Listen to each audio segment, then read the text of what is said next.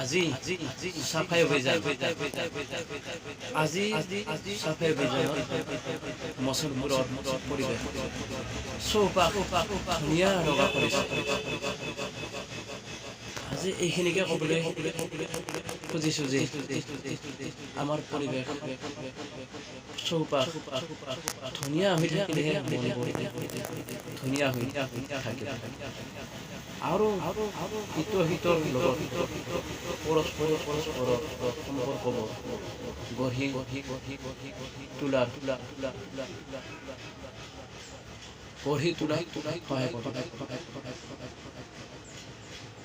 আমাৰ এনেদৰে চৌপাশ যদি ধুনীয়া লগা হৈ থাকে বা ধুনীয়া লগা কৰি থাকে তেতিয়া আমাৰ বেমাৰ পাতিব আমাৰ একেবাৰে নিৰ্মূল হৈ পৰিব। কোনো আমাৰ বেমাৰ বা লেতেৰা পৰিৱেশ কোনোৱে নুবুজিব। মানে এই নিশেষ হৈ গ'লে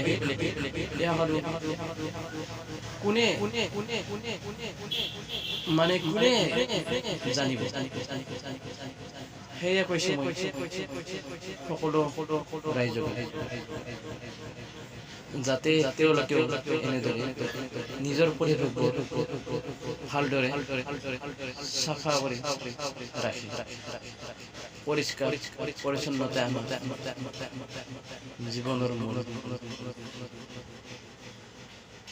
গতিকে সময় এইটোৱে অনুৰোধ কৰিলোঁ যে আজি সকলোৱে এই চাফাই অভিযান পালন কৰে। জয় ভাৰত, জয় আই।